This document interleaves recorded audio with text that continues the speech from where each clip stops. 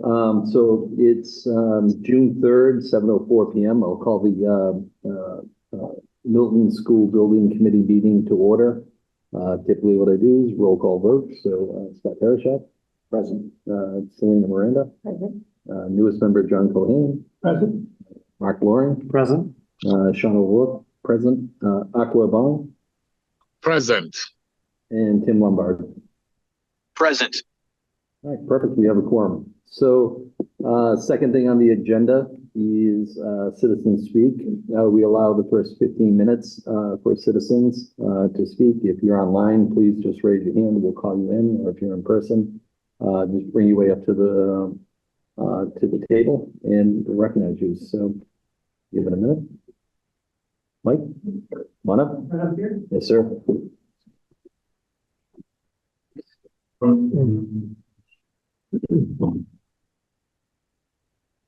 Good evening, Mike Zullis, 69 Fairbanks Road.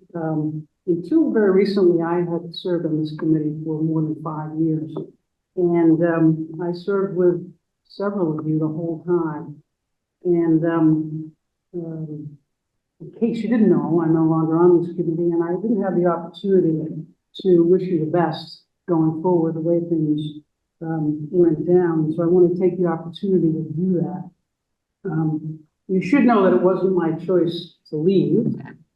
Even after the election, I dutifully submitted my volunteer application and my resume and requested to stay on the committee as a select board designee for a period of time, hopefully to the next stage of the project.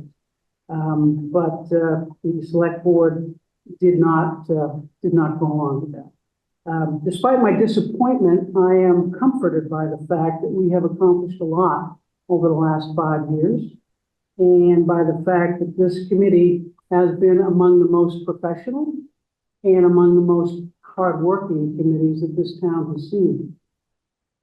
I'm confident that you'll continue to work that way and work in the best interest of the town going forward. My hope is that the select board will respect the work of this committee and allow the residents to vote this fall on the fruits of this committee's 5 years of collective effort. I have heard the suggestion that residents should not be allowed to vote this fall and that there should be an operational override first sometime in the future. Make no mistake, if you believe that a new school should be built, there is no logic at all to that suggestion. I don't think this committee agrees with it. I don't think the school committee agrees with it. I don't think the school administration agrees with it. I don't think the school parents agree with it. Refusing to allow Milton residents to vote this fall will have only 2 consequences. It will increase the cost for Milton taxpayers by millions of dollars. And it will exacerbate the school overcrowding burden for our children. There are a few decisions by a select board, if any, that can hurt both taxpayers and children. Refusing to allow residents to vote this fall would do precisely.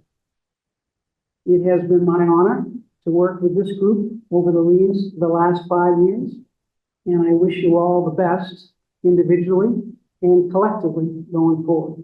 Thank you. Thank you. Thank you. So really quick, I know we don't respond to citizen speak. The only time we have done that is when Senator Timothy came. And, you know, I just want to thank you for everything you've done, you know, up to this point. Well, I'm certainly not the level of Senator Timothy. You have similar attire. But no, honestly, like the work of the past 5 years has been amazing. You and I worked hand in hand getting the land swapped through. And, you know, I can't thank you enough for just being available, you know, 24/7, anytime I called, anytime I texted, meeting for coffee and stuff like that. So, you know, for me, I just honestly want to say thank you for the past 5 years. All right. Thank you. Thanks, Mike. Thank you, Mike. All right. And online, Mrs. Jackson, you have your hand raised. You're recognized.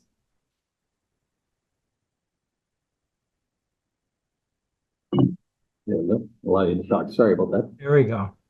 There we go. Sorry about that, sir. Can you hear me now? Yes, sir. Very good. Thank you. Thanks for the opportunity to speak. I just had a couple of comments I wanted to make.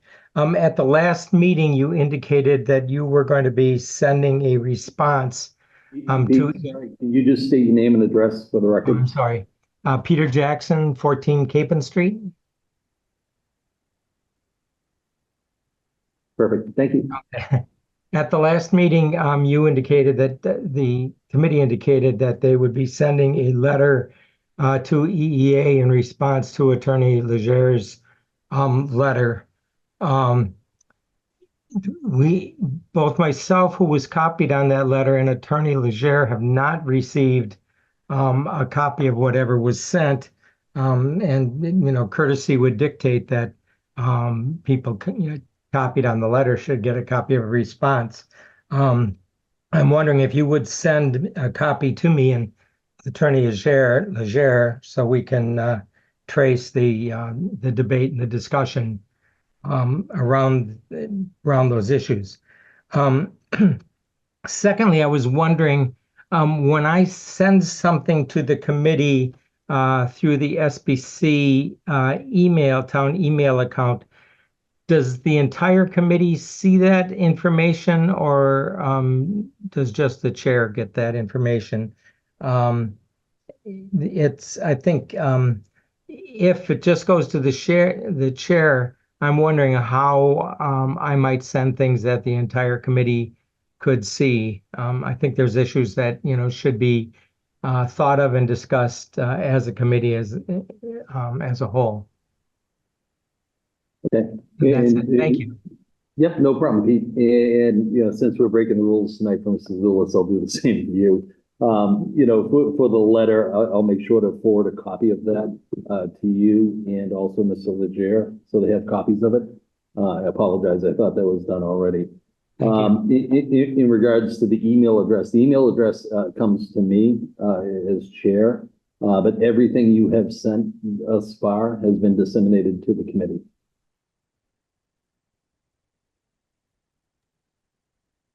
Thank you. Appreciate that. Yep, no problem.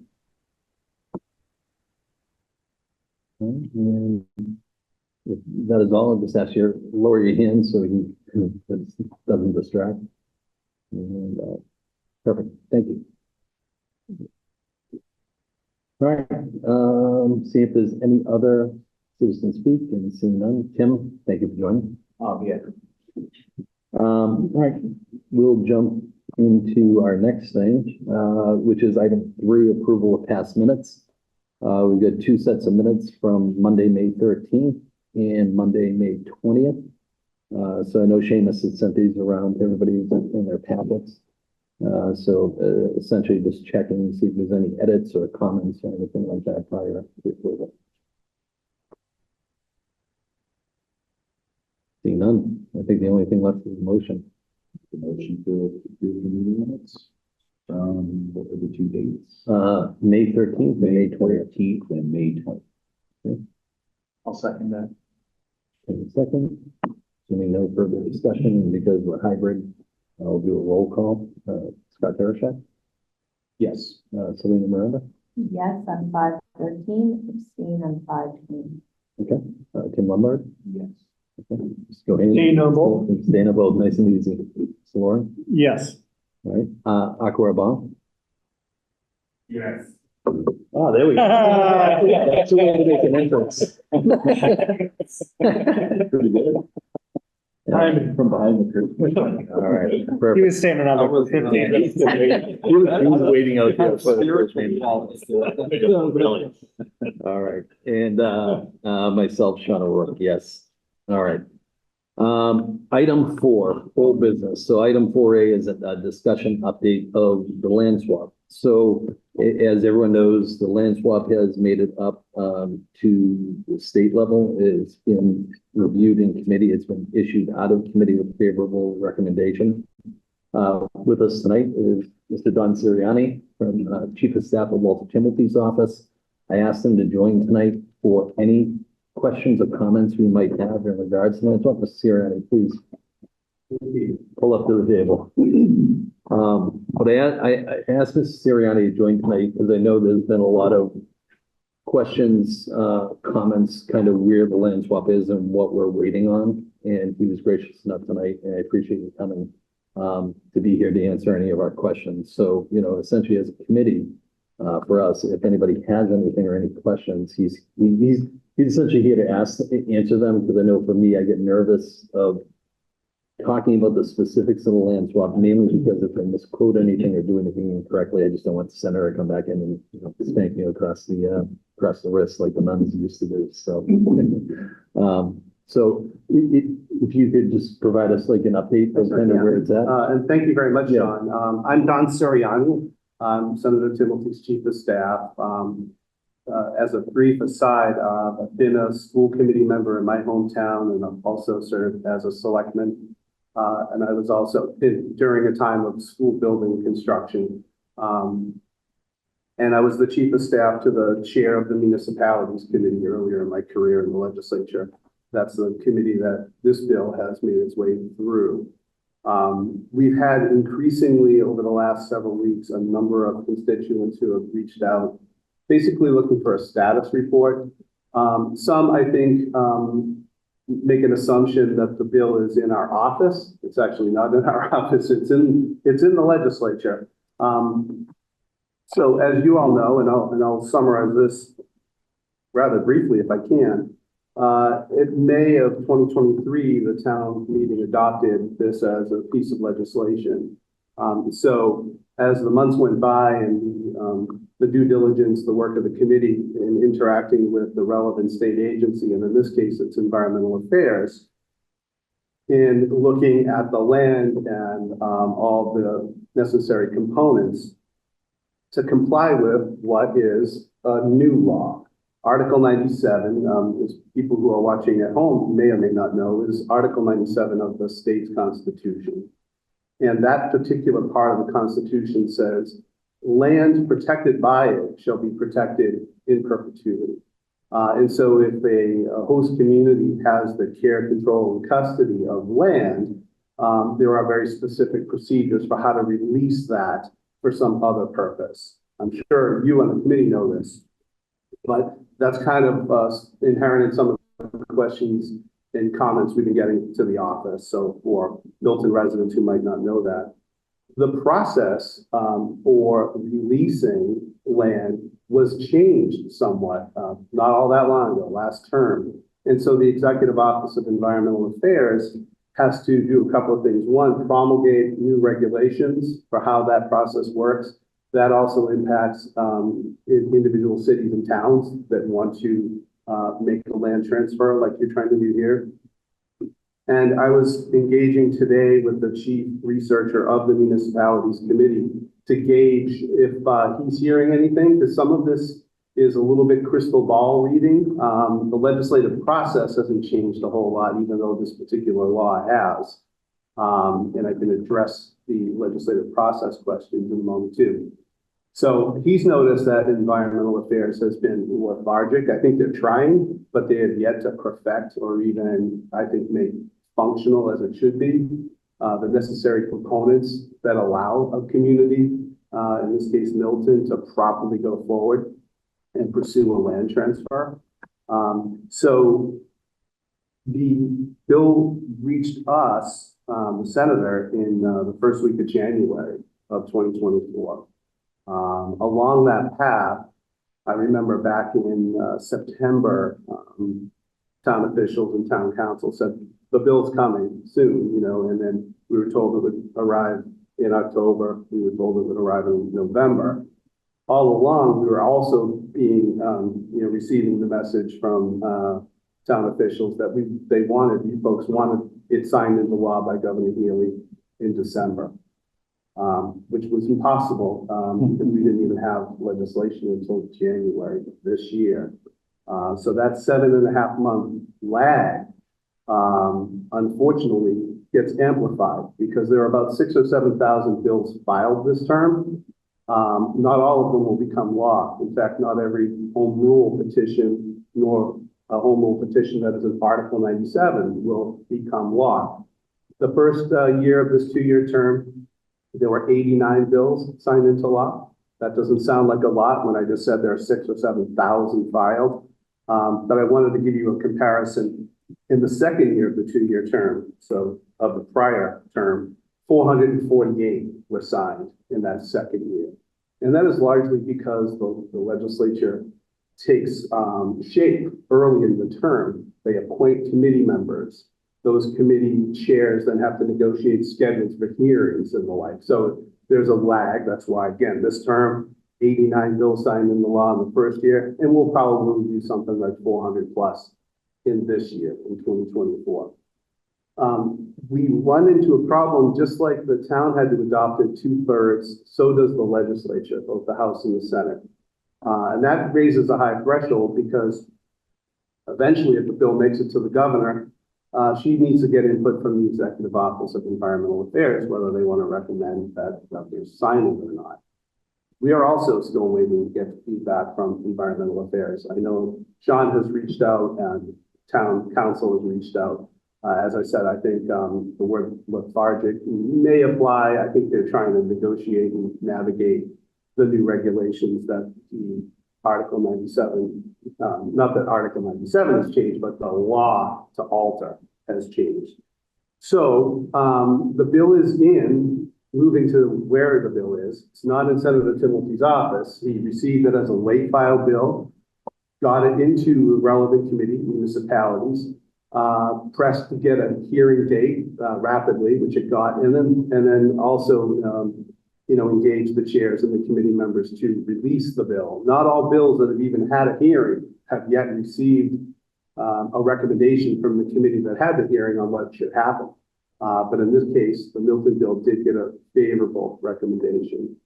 In October, I wrote a memo to Senator Timothy, and then later Senator Timothy in October wrote a memo to town official Nick Milano and town council outlining about 15 steps that this bill, in fact, any bill, would need to follow. I did bring copies, and I can certainly share. I know Senator Timothy would be willing to share these memos, with any constituents that would like to sort of more fully understand the process.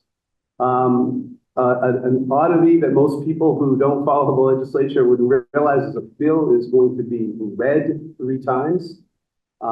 Then it's eligible to be voted on. And when I say read, the clerk will literally read the title and sometimes the text of the bill.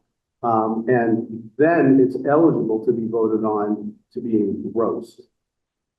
The bill, if it's engrossed in one chamber, is eligible to go to the other chamber to be read 3 times. Those are typically in separate sessions, and then it's eligible to be voted on for engrossment. In this case, let's say EPA, Environmental Affairs, comes back and says, oh, we found a thing or two that we need to change. If that happens in the middle of that engrossment process, the bill would be thankfully subject to, before it's enacted, that is a final vote in House and Senate, would be subject to a conference committee, so it can be adjusted. Yet another, process. An example of that, just to make it clear, is the state operating budget is adopted by the House, and just a little over a week ago, the Senate adopted its version. They have to iron out those differences. So that conference process is, again, a normal legislative process. Regarding the normality of the, somewhat arcane legislative process, there are about 25 Article 97 related bills filed this term, impacting communities across the Commonwealth. They are also following a very similar process as this Milton bill. So I just want to make sure to disabuse anybody of the notion that something unusual is going on legislatively, procedurally with this bill. It's following its regular channel.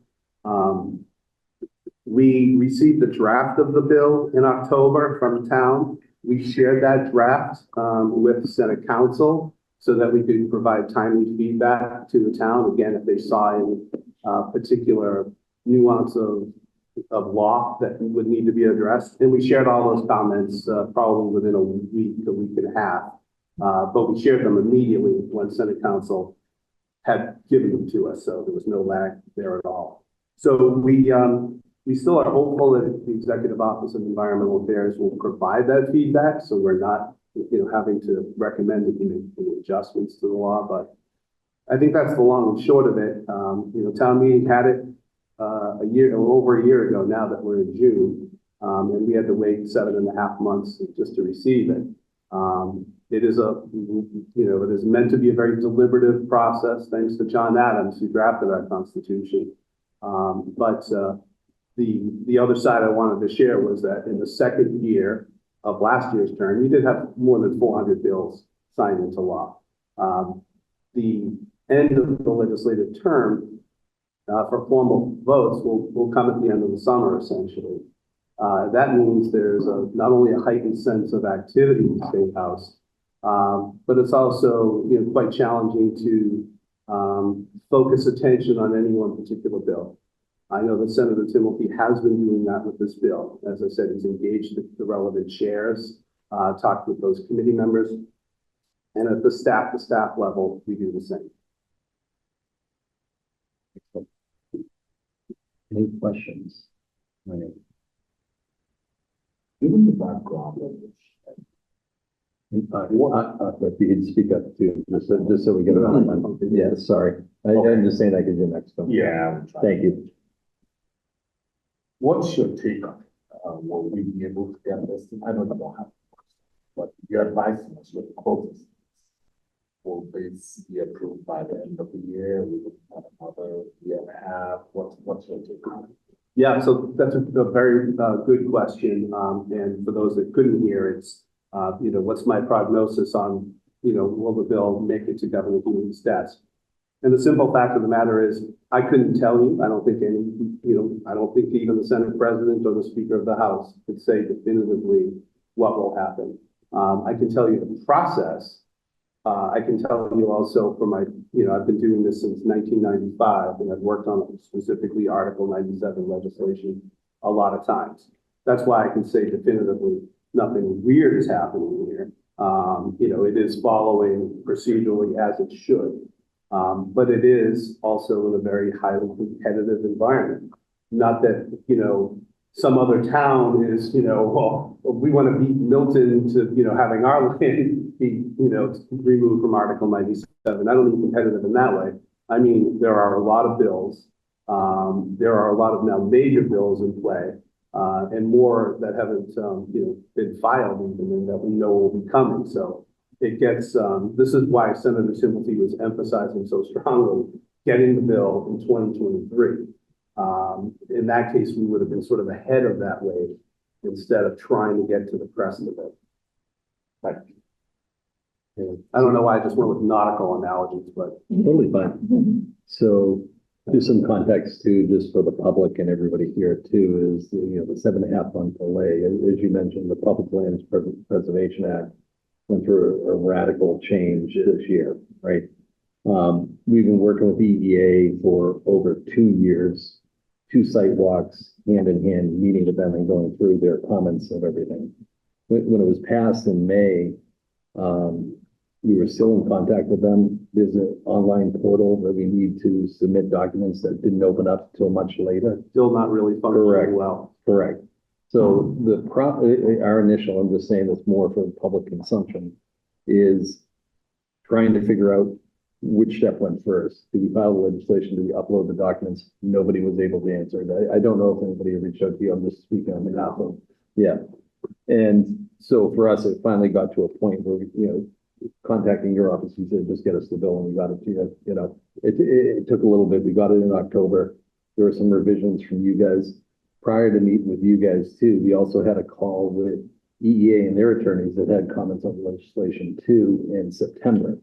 So just for everyone's clarity, it wasn't that we sat around for 7.5 months and didn't do anything. There was a lot of work being done at the time, and to fine tune it so that when it did get to, all of the show, Right. at the state level, that everything was there to make that process go a little bit faster. I agree with you, EEA, the term lethargic is a very good one. We've experienced it throughout this entire process, like the past, it's now coming on 3 years that we've been engaging them. So, for us, our hope was typically when they do these Article 97 land swaps, at least from commentary that we've heard from the EA, they don't do a site walk. People just file the legislation and say, yeah, we want to do this and have it done.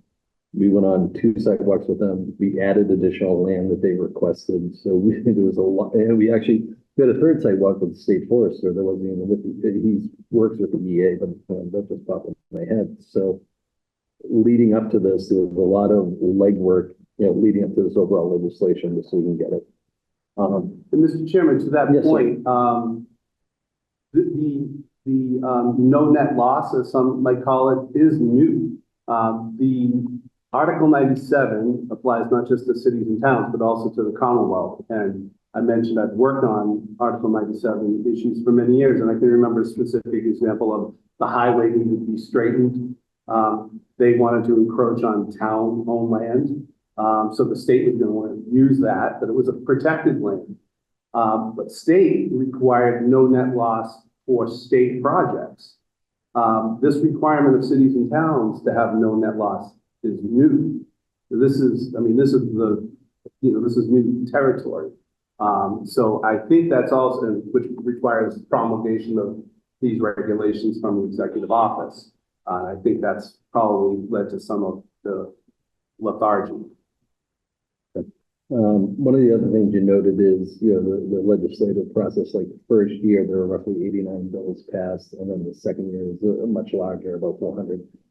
Knowing if this doesn't pass this year, we're going to enter the first term. We're going to reset that clock and restart that kind of cycle again.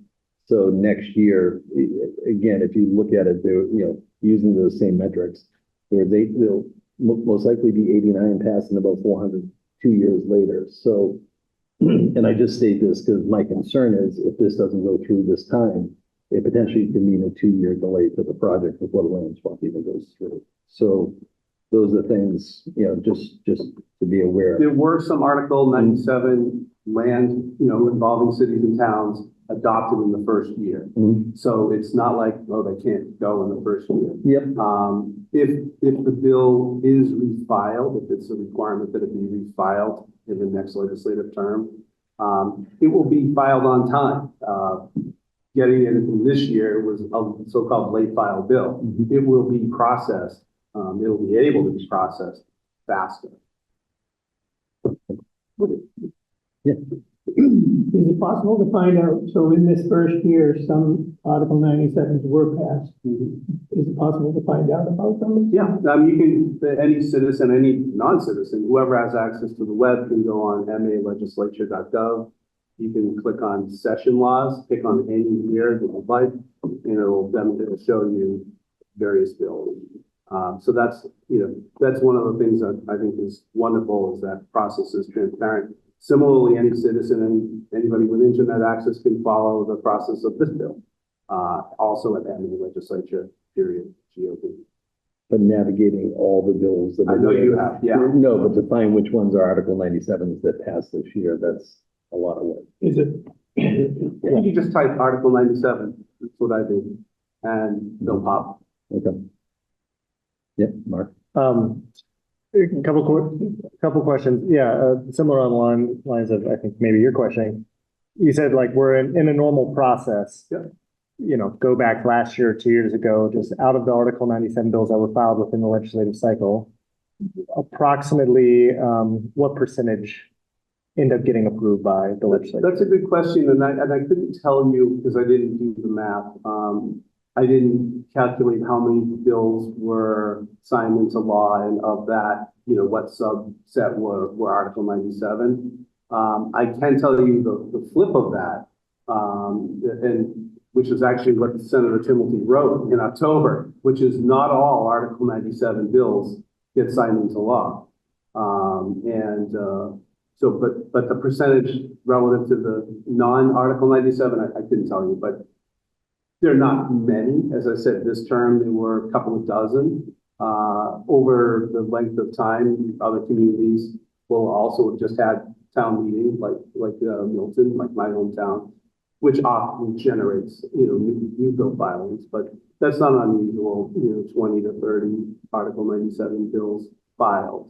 But again, not all of them get signed into law. My second question is, your legislative session, again, ends at the end of July, right? And so, Well, it goes until the beginning of January. However, this would require a 2/3 roll call vote. And roll calls won't happen after July. okay, In the second year, the even year of the 2-year term. okay. It won't go after July 31st or We can still make law, we can still send bills to the governor until the term ends, which would be the first week of January 2025. However, there won't likely be any formal sessions after July.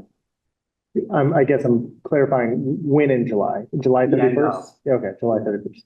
And then, so again, so then there's not going to be another roll call session, right? The fact that you'll now have the bill and can file it next term, that actually won't start until next January.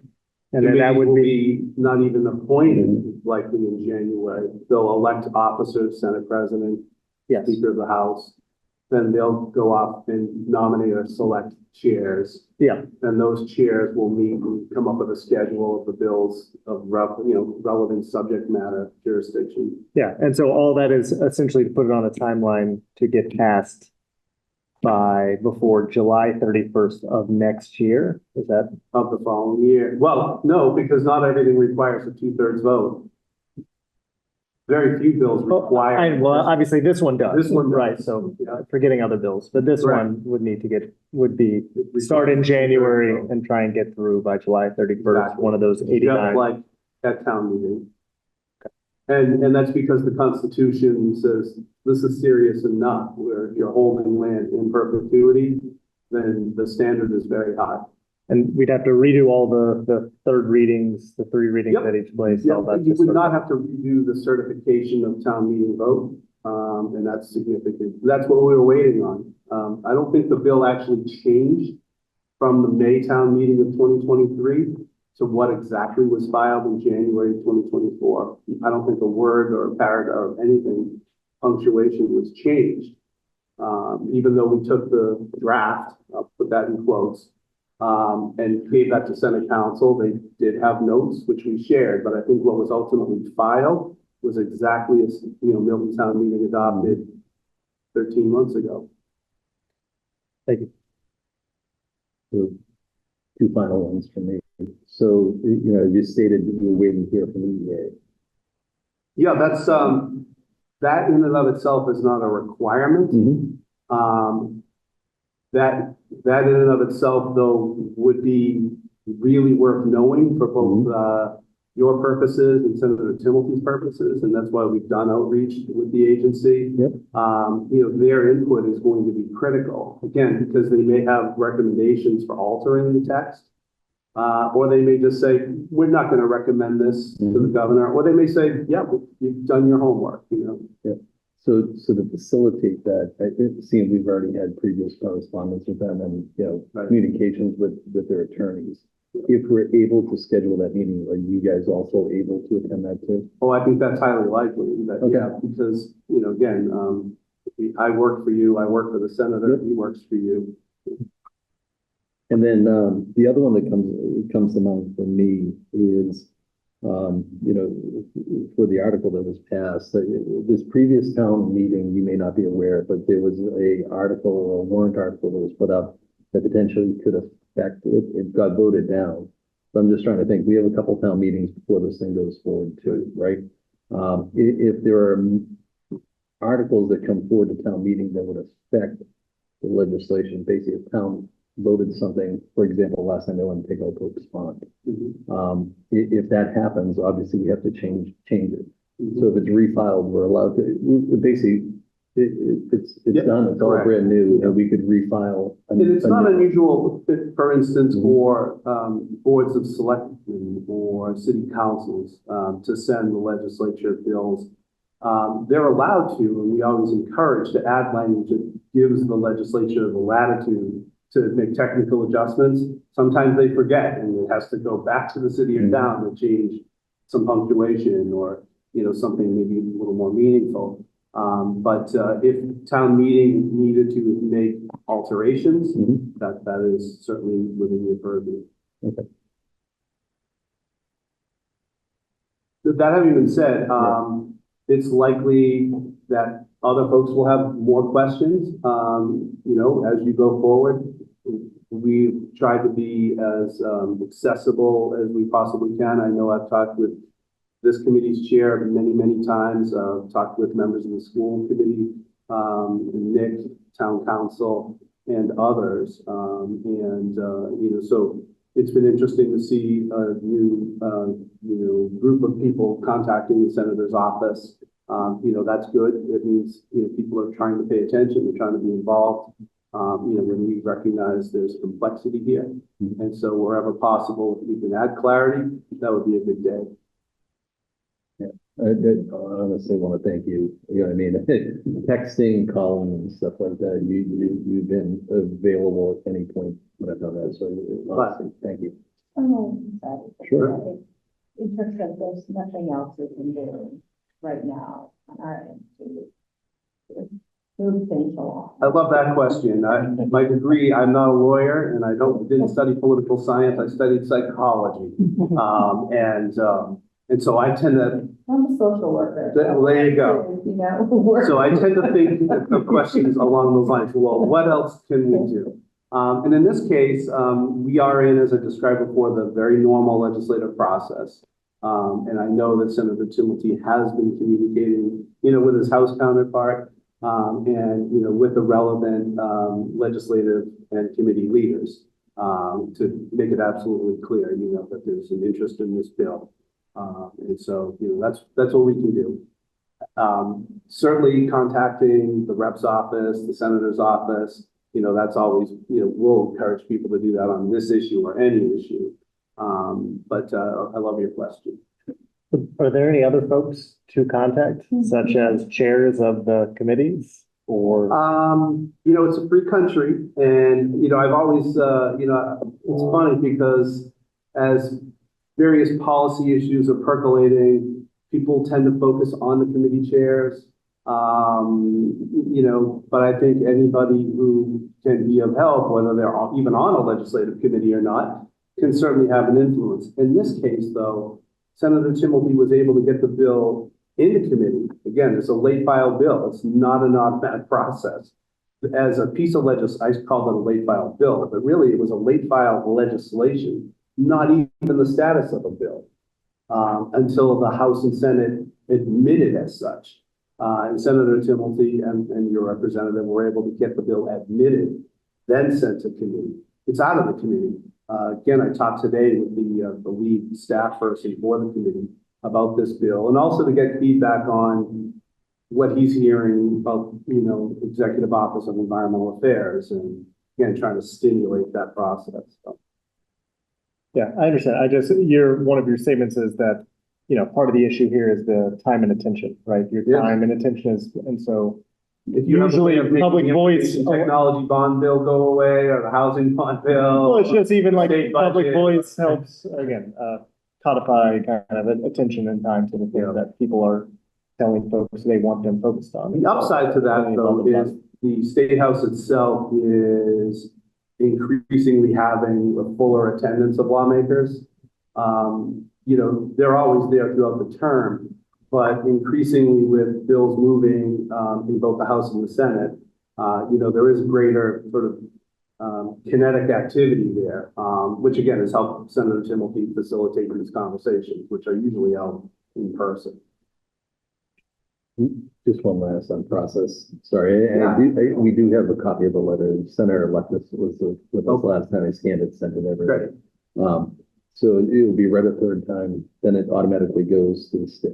I want to not automatically. Yeah, I just want to get a little automatic. When I was talking to the school committee chair, she said, so the scheduling is now.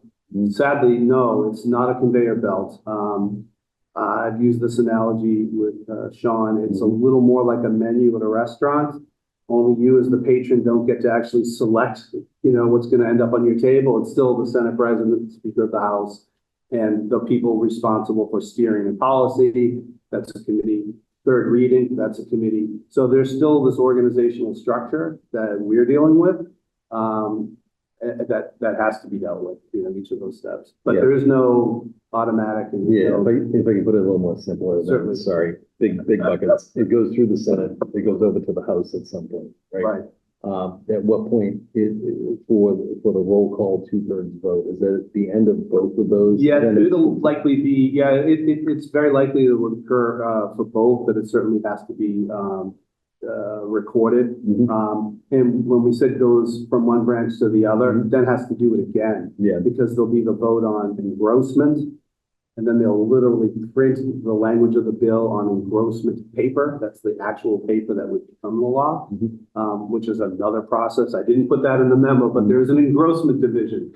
I always put them on the Christmas card list, because they'll have a stack of things and lawmakers going, can you just get mine typed up? We'll add them to our list. There you go. Right. But essentially, all those votes that you're talking about are all roll call 2/3 votes? Yes. Okay. I'm sorry, last question. Again, just from a timeline perspective, because obviously that's the most important thing here. Yeah. You're saying we're in a normal process, so the Yep. fact that we haven't gotten the third reading in the Senate is not unusual. And as it relates to, obviously, we have now less than 2 months before the end of July. Yeah. That timeline is in of itself not unusual to be able to get a third reading, move over to House, get Yeah. those things done, do the conference committee. And I'll do the tell you, enrollment. most bills won't go that far. They can't. Yeah, no, I understand Yeah. that, but in terms of the bills that do, because that's obviously what we want here, is that timeline like, we're crazy Is it for still thinking? plausible? Yeah, I'd say it's how plausible. plausible, and I guess. That's, Yeah, I know. I was This trying to get gentleman's you. question. Alright. So it is plausible. Okay. And I would say it's normal. In fact, you could be optimistic and say you're better than average. You've moved further as a piece of legislation than most, getting as far as you've gotten. Yeah. There are still some bills in committee that haven't had a recommendation, a favorable, unfavorable study, send it to another committee or amend it. And so, yeah, there are still a lot of bills that are still in their committees. This one's out of committee and had action. So the one thing I asked Ms. Sirianni, we talked yesterday too, so again, I appreciate I'm showing up today, was, let me know when Point Break happens. When we hit that point that you were just referencing, that this isn't gonna happen, let us know. So don't wait till July 31st and, then figure it out. So I've requested that, obviously, when the kind of timeline you're getting to, we are getting to crunch time. Yeah. If it gets to that point, I fully hope I would get a call and, just saying, timing wise, it's totally impossible for this to happen. So we're not waiting until July 30th to figure all this out. And again, I know Senator Timothy got the invitation, we already had an engagement. I'm glad he asked me to come. As I said, I've been invested as a school committee member, and a selectman, and somebody interested in, school building construction and state lawmaking. So I figured, the senator thought, with that background, could try to just be an open book and answer your questions. And you've had some great ones. And, the offer for being available to connect in the future is still absolutely there. So my last one that we talked about, and I know everyone keeps saying their last one, but it's, we appreciate the audience. With the schools that we have right now, like our overcrowding is tremendous. And, as I talked to you yesterday, new members of the select board and stuff like that, we want them to come to our schools and see this. And similar, we asked the senator, if he'll be able to. I know you probably can't answer it tonight, but like school ends in a couple weeks. And, if he was available to come to that, it would be really, great to get. You talk about overcrowding, we show videos of it, we do all this, until you actually walk in and see a kid in the library and stuff like that, or a kid in a stairwell, it doesn't ring. So, I really would ask him to make time, half hour, whatever he needs. And I know that he appreciates the offer, we recognize, he certainly does. Public education is just so critically important. And it represents such a core responsibility and commitment that we make to educate kids. So I know you all know it's important, or you wouldn't be serving on this committee. And I know you have other business to get to as well. Yeah, But the offer of, being available to answer questions is absolutely there. And thank you all for your time. thank you very much. Sure. Yeah, and John, I can email you a copy. Of that? You can take that one and I will Oh. email you a copy. So you have it. Thank you, Certainly. thank you, thank you. Thank you. Thank you. Thank you very much. Have a great night. Yes, sir. I'll push the board on this one. But I'll do what I can. I appreciate it. I know, so just on the tour and stuff like that, I know so John and I met last week to kind of go through kind of background to get him up to speed as best as we can. We hit the ground running. There's a lot going on. And I appreciate you taking the time for that. I offered John to go for a tour and offered it to the other select board members. I know Charlene, I think, has sent out the invite. was working with Nick and Yep. contacted him a couple of days ago and I just checked in again for that. So it's in the works. Yep. Yep. I'll work on it from Yeah. there. Perfect. All right. Just making sure there's nobody in the extreme that I'm supposed to promote, like, Glenn or Carrie. All right, item 4B. Actually, before I close that, any other questions about land swap or anything like that? Yes. Feel free to talk. I have. Yes, sir.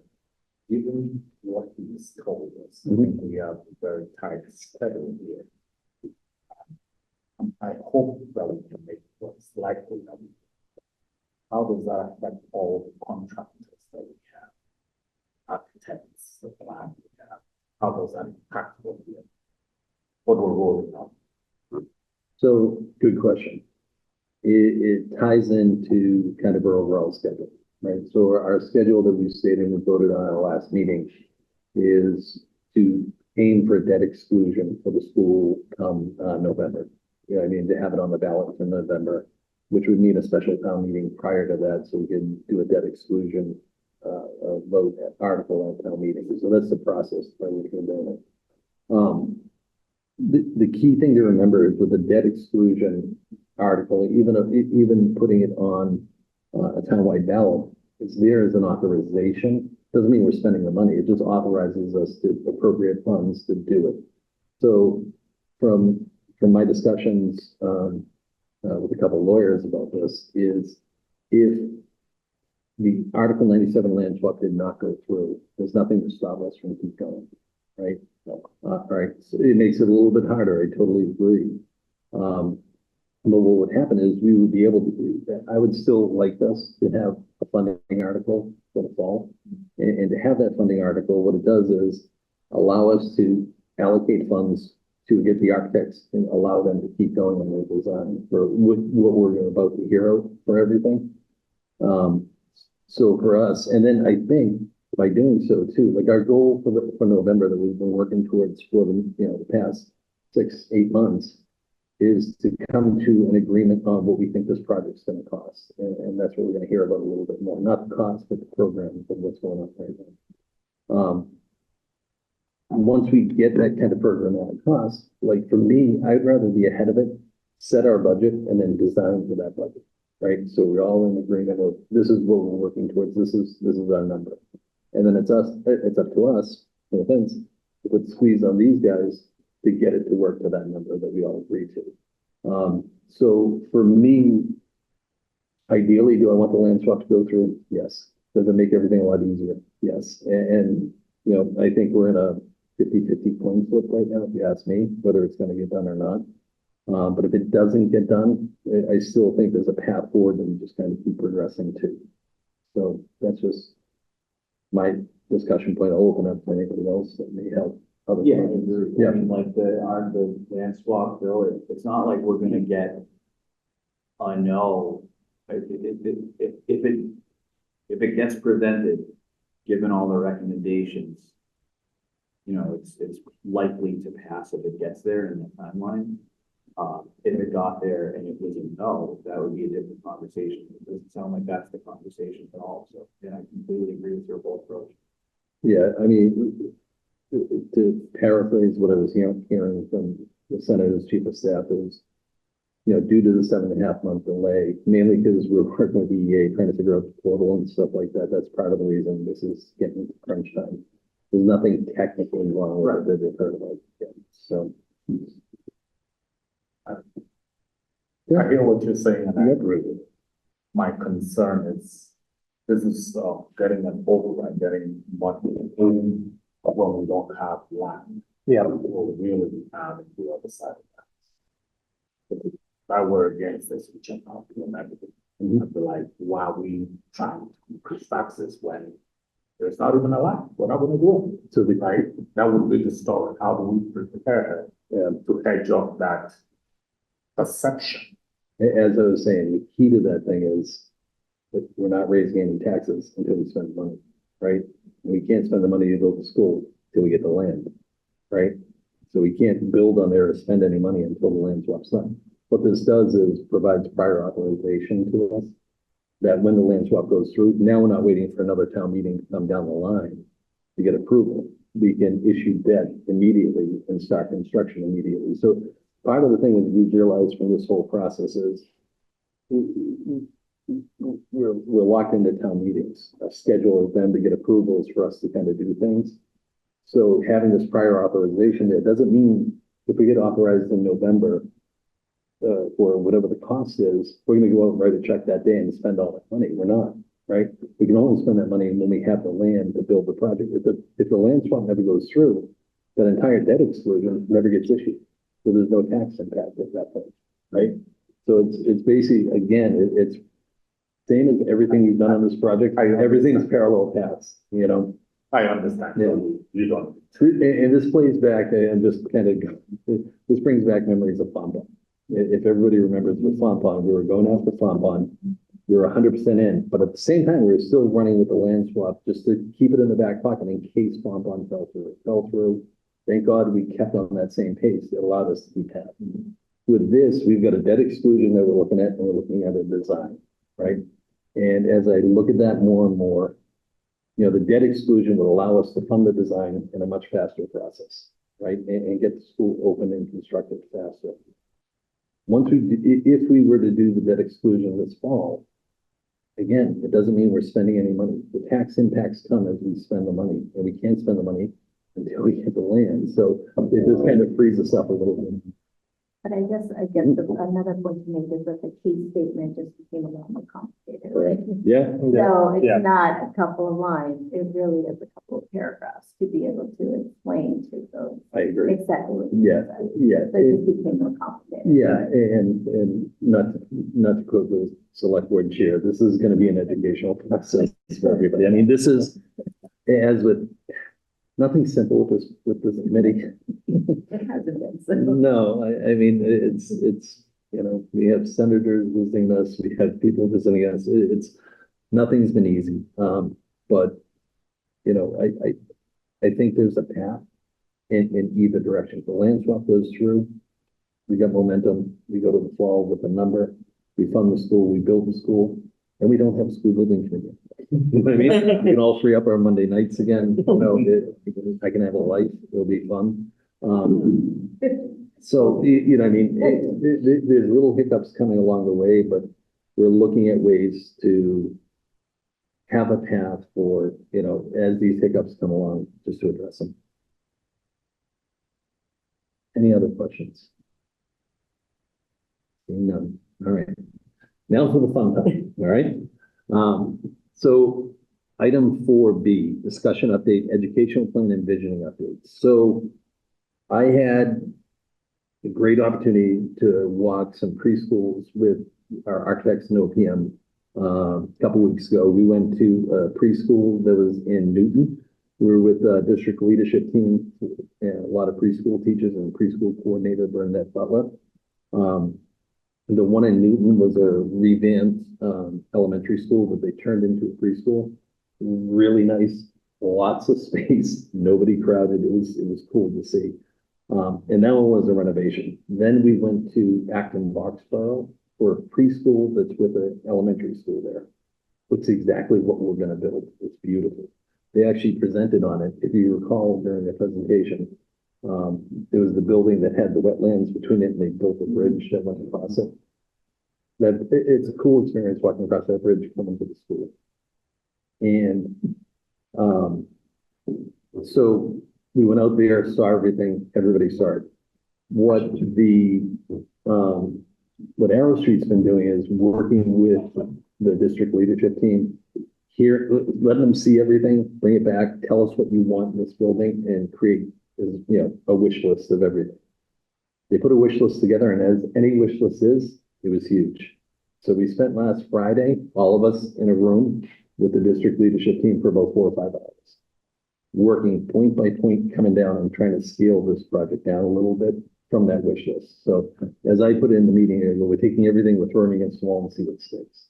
So we got something that sticks tonight. We want to present it to everybody so you can kind of see where we're at.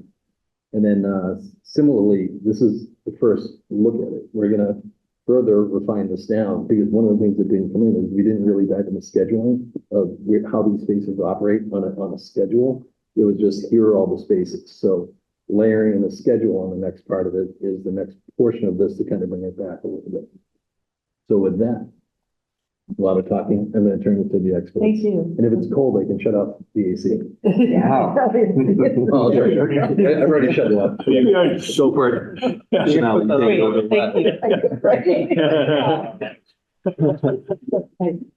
It's warmer than the other. There you go. There you go. I've met most of you. I'm Shonali Rajani with Arrow Street, and I have my colleague Andrew Plum, who was virtual at the last meeting and is able to join us in person. Before I get much further, do I have a hard stop? I'm not going to take us too much time, but I just want to know how to pace myself. And if you don't mind, I'm going to stand because I find it easier than standing. So I just want to reiterate what Sean just said, is everybody worked really hard on Friday to really get into Can you share your screen? I can't. Okay, let me make you a presenter just so people online can see. I apologize.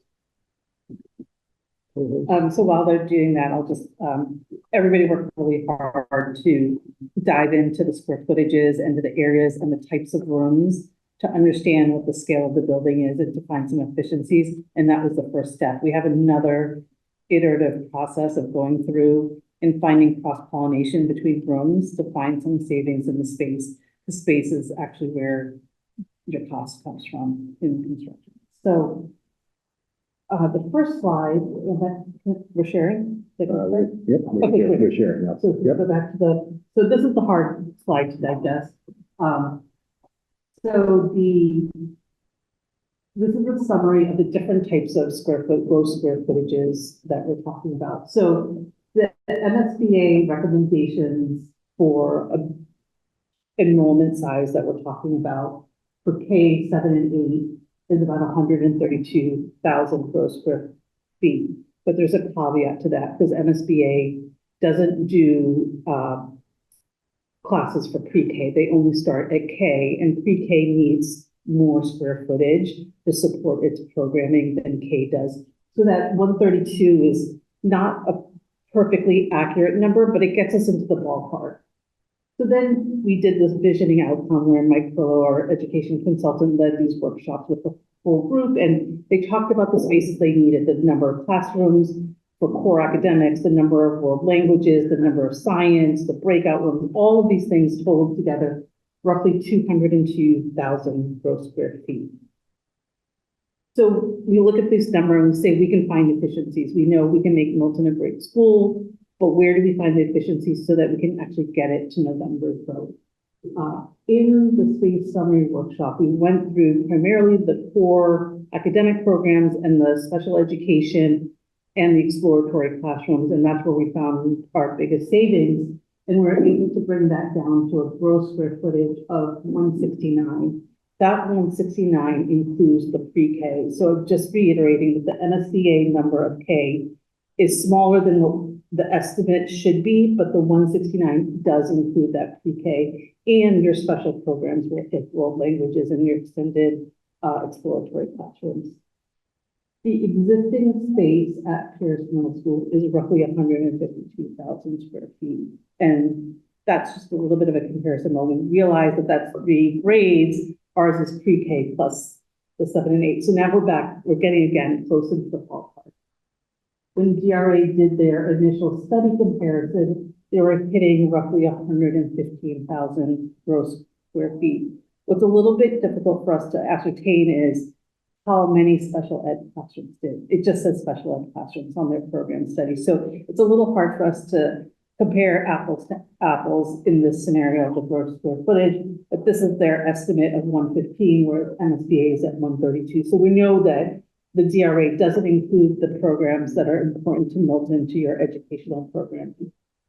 But I know that that's a number that are in people's heads, and we want to address where we do know there's some differences between DRA and us. Did you want to just jump in? Yeah, just to jump in. So if you guys recall, we had, once we, again, just coming to the background, how DRA came to their size. So as we went through the land swap and we worked through the siting or the surveys that we had there, we had 8 different parcels that we looked at. We came to agreement on SBC parcel 2. And then once we came to that agreement, one of the things we wanted to do is, what would a school look like down here? So we gave DRA the enrollment numbers that we had and said, hey, for this enrollment, layout of building, just again, to make sure it fit, something would fit on there. And, just to get some square footages and to give visuals to people what it would look like. The key thing to remember is they didn't talk to the district. They didn't sit down with all the educators to find out things that were necessary or needed. And again, I think we probably spent about $20,000, $25,000 on that because we didn't have budget to do all that. Now that we've got budget, we can get an educational coordinator in here and interview and actually do that stuff. This has become just part of the process for, how we're going to have the space from. So just for a high level comparison between the DRA number and our 169, we do know right off the top of the bat that when they did their assumptions for the square footage, they assumed only 3 teams of the core academic for 7th and 8th, and we provided 4 teams of teams.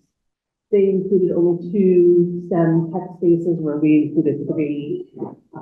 They excluded several of the special education spaces, particularly related to the pre-K. That's an unknown factor. They weren't aware of it, and we had the benefit of being able to speak to everybody one-on-one. They also excluded the world language classrooms, which we currently have 6. And then, of course, there's the auditorium, which we were able to include in our square footage, and they weren't able to include it there. So that really does cover the bulk of the differences between their square footage and ours.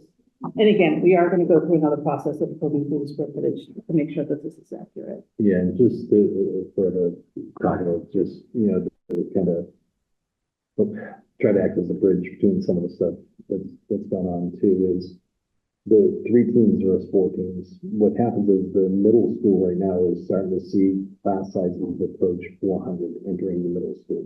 So that whole wave that we've been diving into and stuff like that, and I said 3 or 4 years ago, when I ran the numbers, I'm like, hey, this is going to start coming up and it's going to hit the middle school.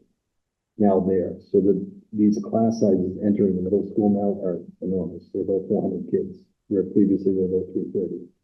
So what's happening now is because they're seeing such big classes and not the same, it's not reducing, they would like to have the school designed around 14. So as we're going into spaces here, you'll see groups of rooms, and that's basically teams of rooms. So the teams that we talk about here translate directly to square footage from the city. And isn't it true that when we were singularly focused on following the MSBA process, that process didn't allow for significant growth that allowed for accommodating the current population? That's not what we're contemplating here. Right. But what would result in increases in square size by more than 45%? Could we have been that one? I think it's going to be, I don't consider it wrong. I just think, I see it as more design development that we're doing here. You know what I mean? Initially, when we did this, could we scale back and go to exactly what DRA proposed as the building? Yes. Would it function as the district needs it to? For example, have an auditorium, that wasn't in there before. A lot of the special ed classes, those spaces that weren't in there before. They basically, and no fault to them, because, you know, we gave them limited budget and said, hey, we need a building. And if you remember, it was a hand turn thing that wasn't fully thought out. They looked at strictly the number of classrooms, the number of kids in each classroom, this many classrooms, and laid it out in a plan. You know, from a conceptual level, for example, we stuck with DRA and kept going with them. This would kind of be the next phase of, they would start meeting with the district. They would sit the floor plan in front of them. Well, where's all the special ed? Where's the auditorium? Where's this? And that building would have started expanding. So for me, I would see it as design development. I hear what you're saying and agree. My fear is the price going to be off by 45% this year? Because if it is, then we're gonna have a real hard sell after we've told a lot of people certain ballpark. Yep. And partially, so as I mentioned too, this is the first pass that we've done of this. So originally, when it came in at 200,000 square feet, it was probably double, right, what we talked about. You know, for me, I was just like, we can't do that. You know what I mean? And it was part of for me, it was getting to the design process by which the architects work by, where I thought it was like, hey, we're proposing a 200,000 square foot building. We're not doing that. You know what I mean? We can't build it. The site wouldn't accommodate it. So what happened was, it was like, no, this is the wish list that everybody put out there. The next one is filtering that down to, nice to haves or wish list things that can't go into this building, right? And anybody that's done a project before, for example, a lead project that has, a lead checklist with it, is essentially what we try to do is schedule things in the columns, like yes, definite, must have, no, we're not doing it, and then the maybes. So essentially what we tried to do here is like clear out all the no's, like we're not doing this, we're not doing this. We sat with everybody. There were requests by certain departments or educators for like, we would really love to have the space. And as similar to what you're alluding to, I told them, I go, if we ask for all this and put it in front of people, it's not going to happen.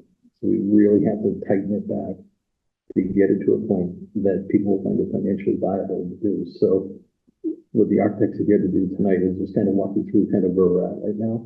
And like I said, the next part of this is taking, we cut off about 35,000 square feet, 33,000 square feet. And the next one is to further bring that down a little bit more. So tonight, it's just more to educate everybody on kind of where we're at in the process and stuff like that. And then the hope is to bring it back a little bit more. Sorry, the simple, but to answer your question, it will probably most likely be more than what we showed of 115,000 square feet. So it would be an increase in it. I just hope it's not that. Well, I can jump in on that. I mean, if you just added an auditorium, right, 35,000 square feet, you're at 150,000 on DRA, right? That's a 10% difference when they had essentially, again, no programmatic information. So I know that ultimately gets to the cost. I do think the other piece that, again, as our group, we will need to consider is like at a certain point, we could chop this, as Sean said, all the way down to 115. But at that point, we're going to build a school that actually isn't going to function well. And then we've spent everybody's money. We've raised taxes on everybody, and we actually don't have a good educational experience for the kids or the staff. And we've just made everybody mad, right? And so like at the end of the day, I think what we got to figure out in coordination with Peter's group and like all the people who are going to be running the school is what is the number we cut this down to that's going to make it acceptable for folks from a tax standpoint of like, hey, I'm willing to support this and vote yes, but also still highly function for our kids. And I think that's going to be that's a tough balance, and that's just what we got to figure out. I'm 110% in support of this. I think it's my responsibility. Yeah, just 110. My responsibility to bring up things that will become a problem. So just to be clear with everybody, I mean, there's a lot of detail we're going to be getting into over the next couple of weeks. I welcome everybody's opinion on this. Do not be shy. Ask questions. You know what I mean? Because a lot of this is, what's being presented and all the work the architects have been doing for 6 months is all new to all of us. So, we'll get these slides afterwards. If there's additional questions, dive in and stuff like that. But, you know, to Mark's point, my concern too is we have to make something that works. Like, you know, we're going to have occupants in this building, teachers, staff, janitorial staff, you know what I mean? Children. We're going to make sure that this building functions for them. Because again, if we spend all the money for it, it doesn't work. It's not there. The final note I'll say too on finances, I've asked town administrator to run financial numbers on a debt exclusion for, call it $100 million. And the reason I've asked for $100 million is it's scalable, right? So if it's $120 million, raise it up by 20%. Part of what we're trying to do there is we want to be transparent to everybody of here's what the costs are going to be. So as we're getting to a number at some point, once we get to a square footage, we'll be able to get to a number. I want to be able to say what those tax impacts are going to be too for people and lay it all out. One more in the weeds, we actually have requested from PMA and they provided over the weekend cash flow summary of this. So we'll see how the cash flow on a typical project happens. So we'll see the tax impacts there. So I've said it before, an operational override that everyone's talking about in town is probably coming next year, impacts the taxpayer immediately. A debt exclusion one, like I was referencing earlier, hits the taxpayer as the debt's issued, right? So what we're looking at is the flow of this money over the course of the project and align that with an assumed, operational override in the fall so that people can understand when they vote for these, what are the impacts and kind of when it's going to hit at different times. Thank you. No problem. Jump in anytime. Yeah. So this is the overall program. This is 169,000 square feet. These are all the spaces, for academics for 7th and 8th grade, the special education, the exploratory spaces, the shift, and the pre-K. And I realize you can't read it. We're going to zoom into each one a little bit more clearly. But I just wanted to give you an overall sense of this is what 169,000 square feet is getting you. All of this academic space. A lot of boxes. A lot of boxes. A lot of boxes, a lot of spaces. And I'll just quickly jump in subsequent meetings, when we start to show you layouts and kind of ways of thinking about how the building gets organized, these are kind of the large chunks that we'll start to talk about. So that's why we're starting to kind of just, present them graphically here, because you'll start to see this building on it in subsequent presentation. So we have broken out the core academic for the 7th and 8th grade areas. Now, this is not architecture. This is not even adjacencies of spaces. This is just identifying the spaces. This is not what your corridors or anything are going to look like. But it's 4 teams, it's 4 classrooms, 3 classrooms at 825 square feet, plus a science, learning commons, small group areas, and planning area of an one for the science. Can we actually move this down? Yeah. Okay. So when we presented this to the working group and as we're presenting it to you today, these are the things that we have confirmed. That the 7th and 8th grade each have an enrollment of 335. So that's 670 total for the middle school. There are 4 teams. There's 1 small group room per pair classroom, and then a learning commons per space per team. And then there's 1 prep room for a pair of the science lab rooms. And then there's 1 teacher planning per 2 teams.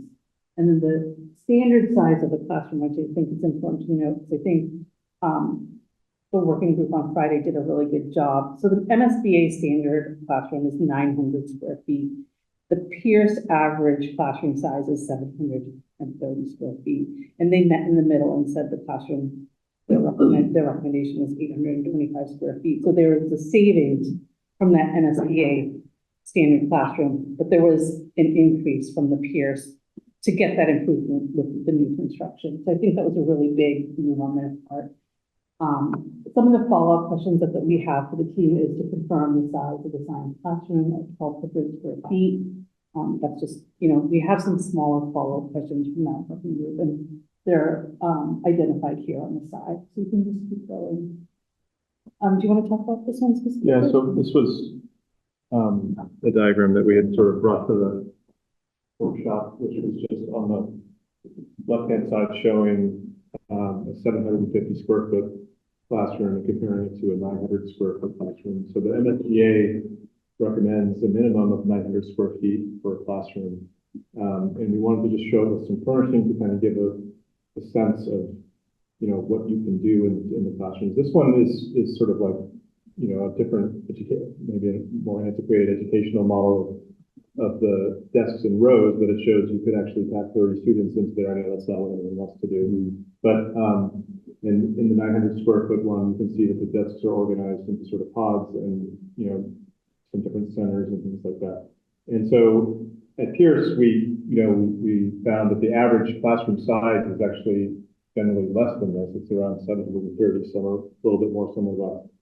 And we just had that conversation with the teachers about, well, what you have now, does it work? Could you, you know, what would make a difference for you that's positive? And we sort of landed on the 825 square foot number. And, you know, if you go back one to the, part of the reason that the 825 square foot number works is because we're also including these small group rooms, which, and these learning commons, which are giving the teachers opportunities to have students work in small groups, sort of pull out of the classroom to adjacent spaces that's still supervised, but it allows the classroom to maybe not be that full 900 because you have the advantage of when you need it, having these other adjacent spaces. And if anyone has questions along the way, please ask them. Yeah, I can just jump in. So if you guys recall, a long time ago, WebS MMA came in and gave their presentation on how classrooms are totally different now than what they used to be. Can you go back one slide? Two slides, sorry. So those learning commons that are there is that kind of common space that's outside the rooms that I'm speaking. Correctly, and you probably saw it in the interview slides when we had presented. There were photos of breakout spaces outside of the classrooms where the students can step out and do small group projects.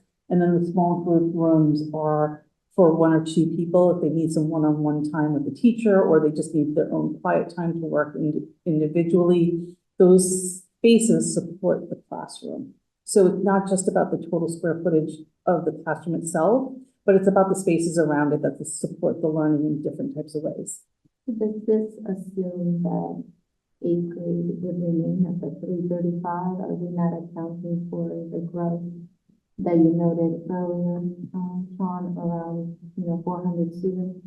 So with 335, when you look at that model of students with four strands or 4 teams that are here, the class sizes are a lot smaller, so it can accommodate during that to 400 students. So we would have enough space for Yeah. Yeah, you have those classrooms to grow into. Yeah.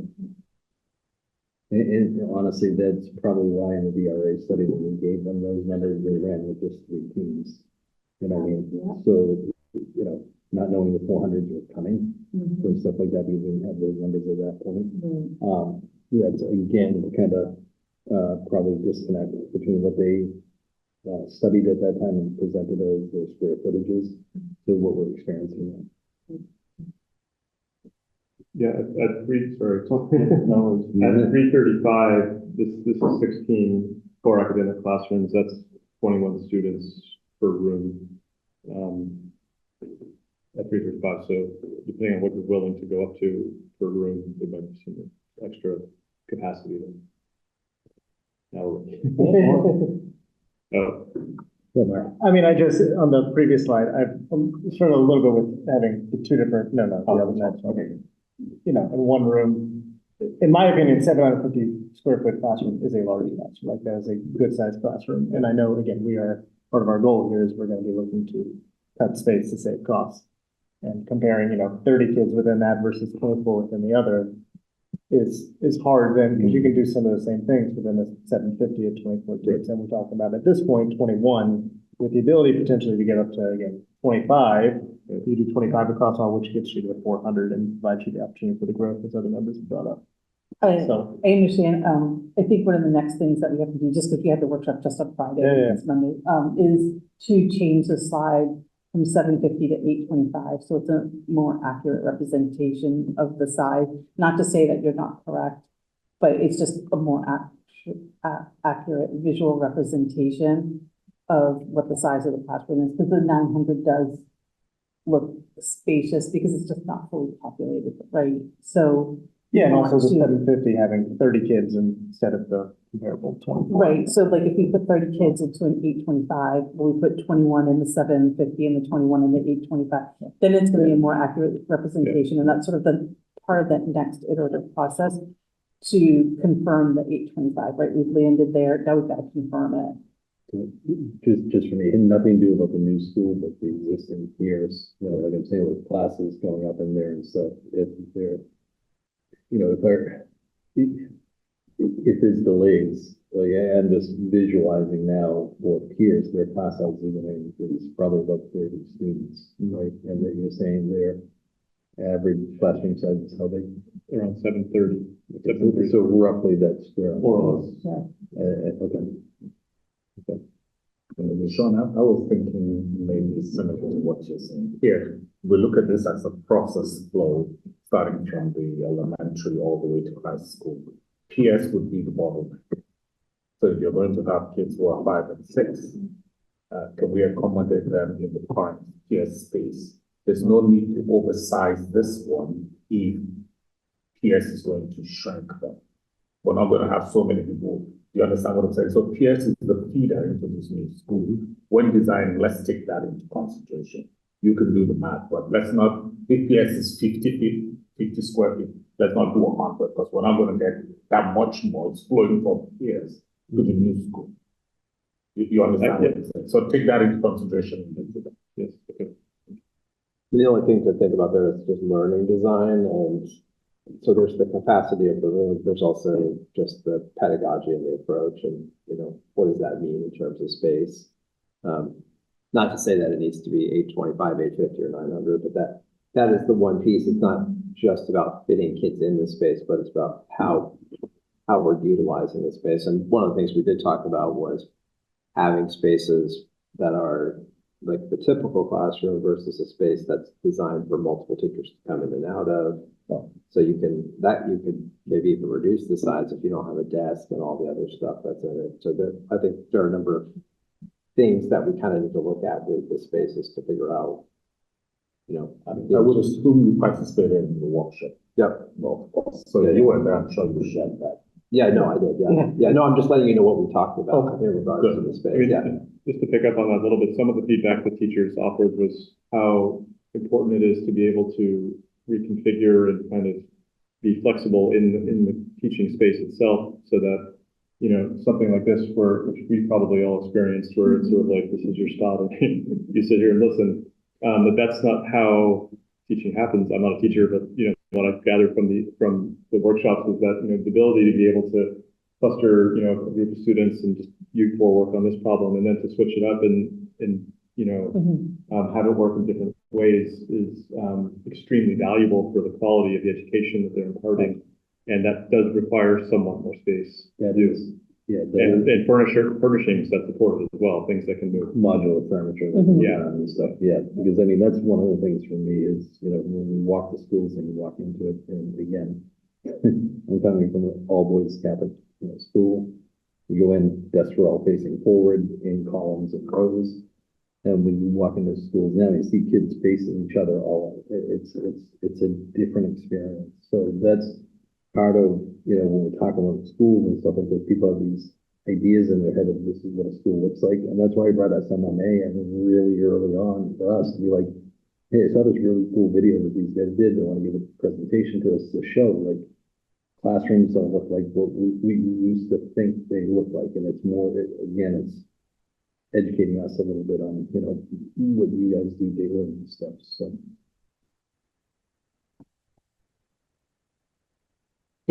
you know, we spent a lot of time talking about the special education, both in the middle school and in the pre-K.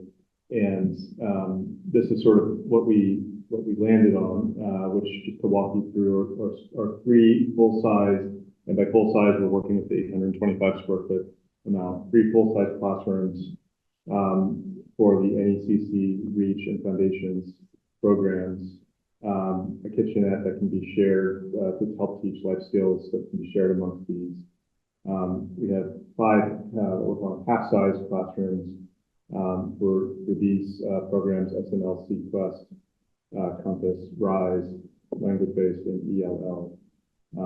We've got 6 academic skills learning centers. And again, this is not a layout. These are not all just going to be shoved together in one spot. That's a separate conversation about the best way to locate these amongst the teams in the building.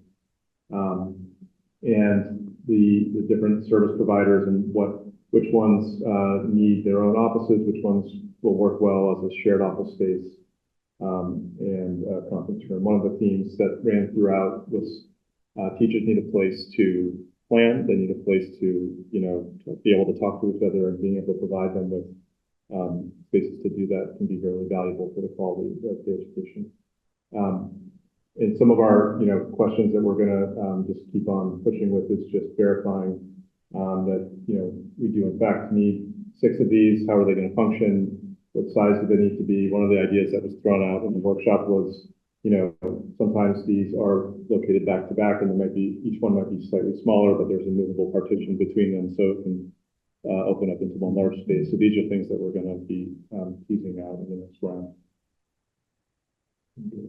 How does that compare to the current square footage? Do you know that? It's definitely more, in terms of what's in Pierce currently? Yes. This is definitely more. I couldn't tell you the exact square footage difference. Okay. Just curious. But yeah, I think that it is more, but it's also, again, this is what surfaces out of these workshops is, what do you need to be able to do? It's been apparent for years. This is something we needed to work on, and that there's a lot of good reasons to do it. I was just curious how much bigger it's getting. And just to echo for everybody, as we're all aware, special ed is a cost to the district when we service people out of the district, but we have to pay for transportation and stuff like that. So that was, while we were going through this, for me, something where I was a little hesitant to say we want to, reduce these sizes and do stuff like this, mainly because, for us, the more special ed we can keep in town, it's better for the kids, and it essentially costs us less money. These spaces pay for themselves more than any other spaces. Right. Well, a lot of if you look at a lot of our current programming, preschool and at Pierce, we've grown into the spaces we're in right now. So a lot of the programs that are within the different classroom spaces, when the building was designed, they didn't know those programs existed. They've moved into those spaces. So if you go to Cunningham and you walk around a preschool, it's like, a labyrinth getting around to all the different classrooms. It's not, you don't walk in there and say, this is a preschool center. Everything's all laid out in one kind of contiguous. Yeah, you're just using what's available to you. Right. They're doing a great job. Mm-hmm. However, the space itself is not. So that's part of this process of like thinking about what, if you were designing a preschool space, what would it look like, and what are people across the country and across the globe right now? How are they designing those spaces to respond to what we know about how kids learn and how 3-year-olds learn? So that part of this has been actually really exciting, especially for the teachers who are in these spaces and are thinking, wow, like we could have that. Like that's been exciting. The special education classes being essentially cost avoidance that fund themselves. Mm-hmm. We built so that money is paid from the district to another district. Right. Could we build more and have it be revenue generating? I think that's part of, what I see down the line, not very far down the line, is once the grade reconfiguration occurred, so creating some space in elementary, creating some space at Pierce, that opens up the opportunity for us to look at different kinds of programming that we currently, in talking to Danielle Wetmore, who's our Director of Student Services, she has a lot of ideas and thinking around different kinds of programming that could bring Milton kids back to Milton, but there's absolutely nowhere to create these programs because you need 1 classroom, 2 classrooms, maybe 3 classrooms for some of them. And they're also, these programs tend to be highly adult populated Mhm. with a few students, right? It's not, you're not talking about classes of 30. Yeah. Right, you're talking about maybe a classroom of this size or maybe half this size with 4 kids or something like that. Yeah, So I'm just thinking if we spent an extra $100,000 to build an extra room, what's the payback on that if we're getting money in from another district? Those other students. Yeah, so I think the thing to keep in mind, and this is, similar to what I was explaining to, teachers and everything, of like, keep everything in context here. Like, once we build this school, we're gonna free up space at all the elementary schools, right? We're stripping out, pre-K and 5th grade. As we free up those spaces, that's gonna offer space to bring some of these programs back. So building additional space at this school, even though, you know what I mean? So what I was trying to do is, keep, focus on what we're asking to talk about here. And then at some point, as you start absorbing this, realize overwhelmingly across the entire, every school, space is gonna start being created by this one project. And once that space starts coming around, that's where we look at things like special ed. Then it's not only the tuition, the transportation costs, as Glenn's referenced a number of times, it's a lot of money to transport these kids to the other ones, by keeping them in here. That's part of that revenue that you're talking about there. But again, to go back to what I was telling teachers and stuff like that, we're here to subtract, not add. Yeah. Right. And like, I understand your concept, but for me right now, I want to get this honed in a little bit there, knowing that, again, we're going to free up spaces with other schools and stuff like that. To answer his question and to get to know me a little bit, my wife's a special needs teacher in another town, and they do that. They bring students in. Yeah, and we talked about, it was probably 4 years ago, we had a pretty good discussion on it. I think the way we looked at it was, we open it up to other towns if we can't fill the space with the child from them, and then offer it up. So instead of, setting it up as an income source, it would be if we couldn't fill the spot. That's what I guess I was thinking of it as a way to pay, just future-proof our space.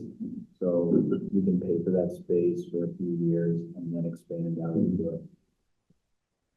But no, I like Sean's approach of let's get this to a rational number right now.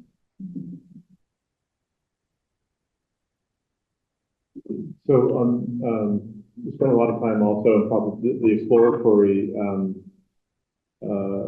curriculums. I think, made some of the biggest changes, and the wish list was really big here, and, we were able to kind of make some tough but good choices, I think, to get it right size. And so where we landed was, one dedicated STEM room, one, flex room that's set up so it can be used as STEM, but acknowledging that it might not need to be used as STEM right away, but it would be able to be used that way when the time of need came. And one technology room. The world languages was something that, we came across was how important the language program is in Milton, and we landed on 6 classrooms dedicated to world languages. And a planning office for those world language teachers.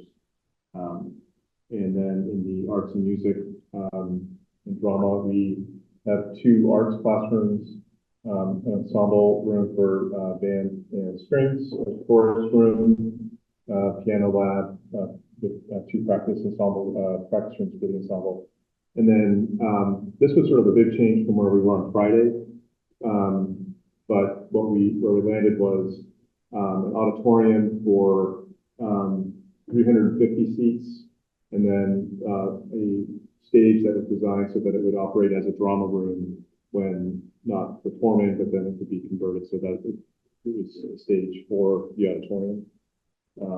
That was another piece that came out, how important in Milton the kind of drama program was and how robust it was, and wanting to kind of sort of maintain this flow from the 5-6 to the 7-8 of high school.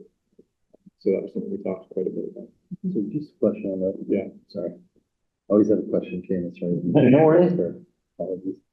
So the tech space that's there, I know there was talk of the high school having space down here to do, shop work or something like that. Is that what that tech space is for? I don't know that we've specifically defined. I think we kind of talked about it in a multidisciplinary way. Okay.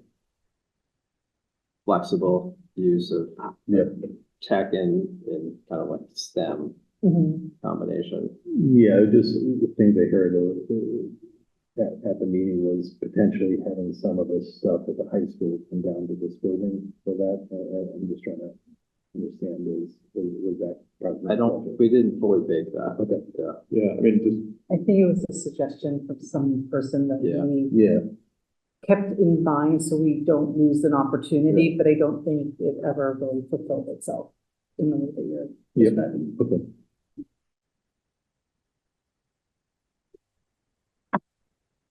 This slide is sort of focusing on the shared spaces. So we've got health and education, dining and food service, media center, and the administration and medical.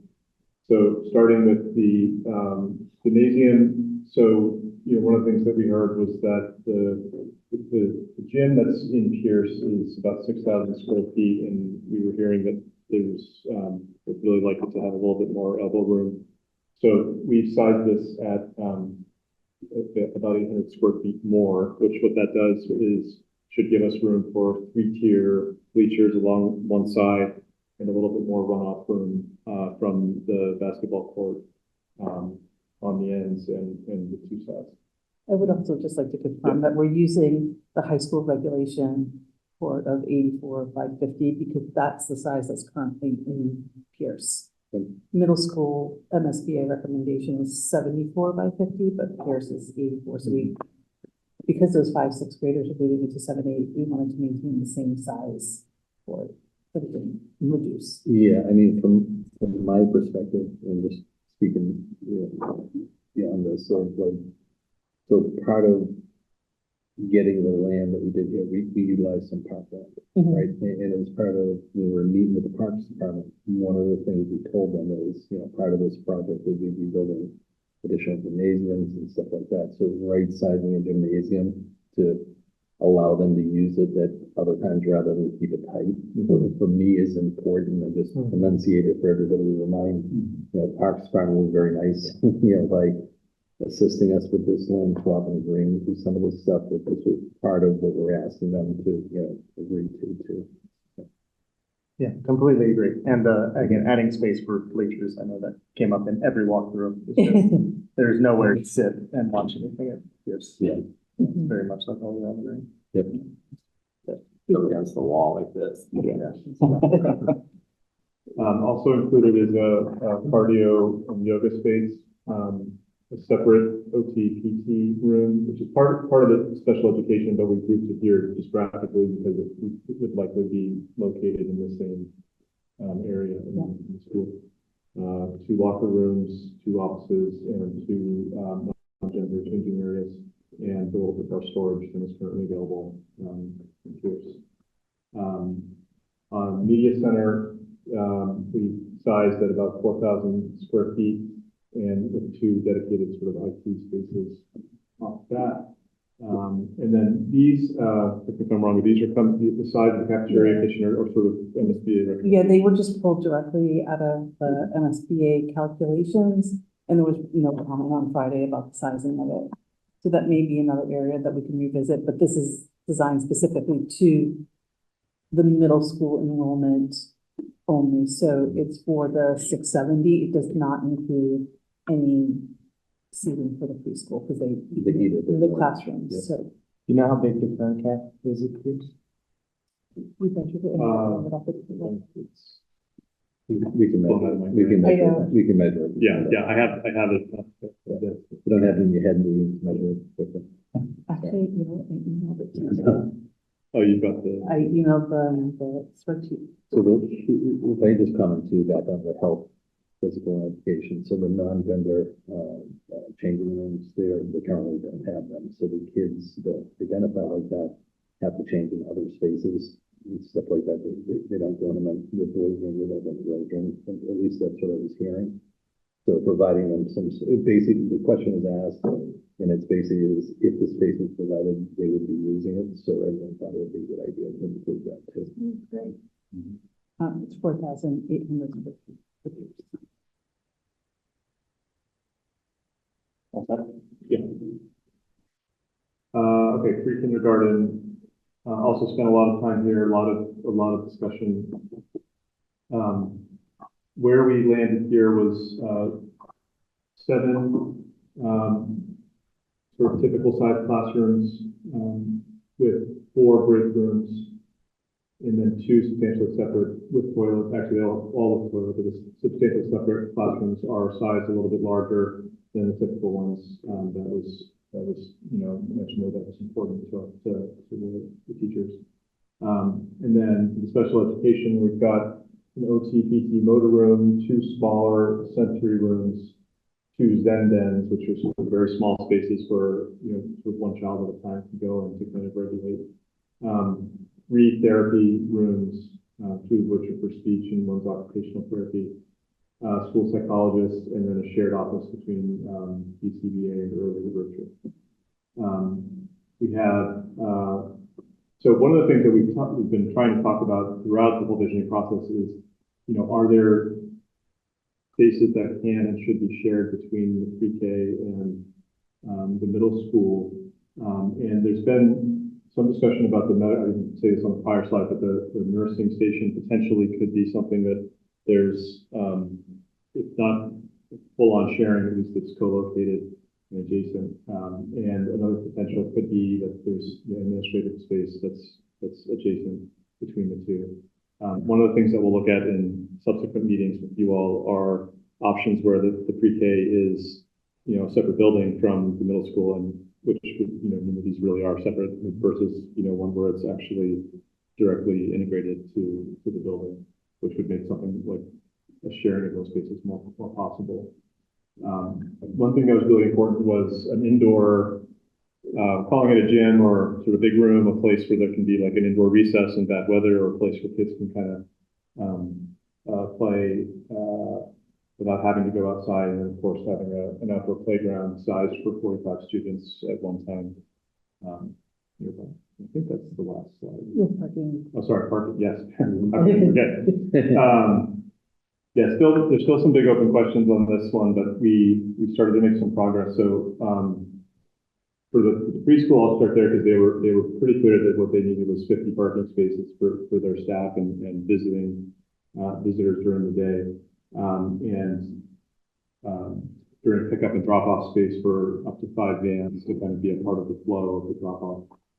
At the middle school, right now we're holding 80 parking spaces, but we're working with facilities to give us a count of what's currently at Pierce, so we can upsize that if it needs to be, hopefully not, but anyway, it's probably at least that. And then we've got 12 buses that have to be accommodated in the logistics of the pickup and drop off. And so, one of the first things we'll look at when we're showing you guys schemes are the site with a couple ways of massing the building and how all of this also fits on the land with this sort of access roads to and from, et cetera. So question on the buses, so the quantity of buses, where did that come from? That came from, I thought it was you or Bernadette. Bernadette was the vans. Glenn provided the, Of Glenn. Yeah, but it's based on the reduced, it's not what Pierce has now, right? So it'd be. well, it's their shared runs, so it's not about, they're not just picking up 7, 8, they're picking up other kids too, so it would be, stops at the high school, goes to 7, 8, yeah. So one of the things we'll get into as a follow-up question is, how much space do we need to be allowing for concurrent buses? We're not going to get 12 buses lined all the way up at once and everyone gets off at once, and but figuring out a kind of efficient flow for that.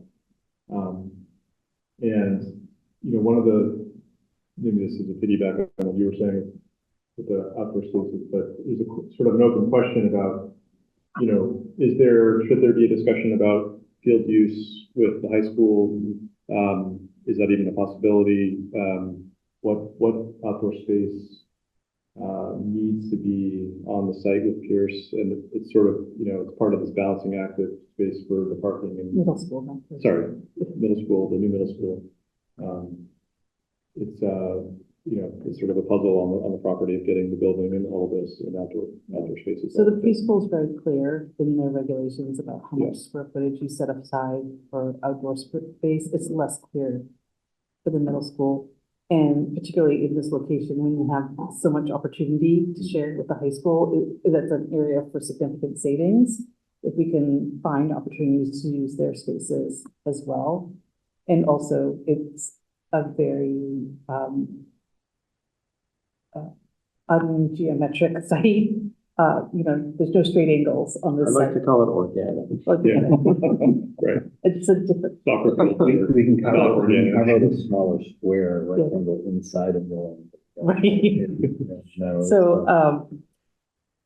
So opportunities for those large fields, it becomes more difficult. And also because, again, this is footprint of the school, until we get it absolutely right size, we won't know what we have left to use for outdoors. Yeah, so one of the other things, too, again, referencing back to parks, the concern just with that site, the fields that are there right now is parking. Right, we hear like the commentary that comes in for Lower Guile Field is there's no parking down there and stuff like that. So introducing this parking here, though, maybe like problematic for the space planning and stuff like that, might be good for the parks department again. Having dedicated parking there, that people that are attending events will have parking there, that they can walk over and not kind of clog down the road with parking on the edge. I'm gonna guess we'll find that Pierce has many more parking spaces than we. And it's, when there's an event at Pierce, that's very full. So Peter's dedicated parking spot up here at the high school, might have to go away. I don't have one. Yeah, but it's gonna be, a whole grade less, and Not my stuff. given the campus arrangement, it's a similar thing to the field, like, we use the high school, and just walk down. Yep. That's also, yeah, for town meeting too, right, that would be a little less stressful parking wise. Come early. There we go.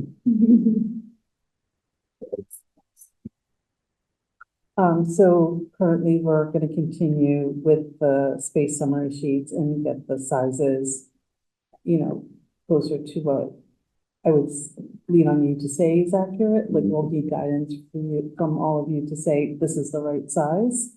But we are taking that 169 right now and working with it to do some site diagrams and layouts and starting to look at adjacencies. And we have another working group meeting on Thursday of this week where we'll start to talk about those things. And the goal is to attend next Monday's meeting to discuss those site diagrams and some adjacencies. And we would like to also talk about when would be the appropriate time to bring in our Director of Sustainability to talk about what the sustainable goals of the building are.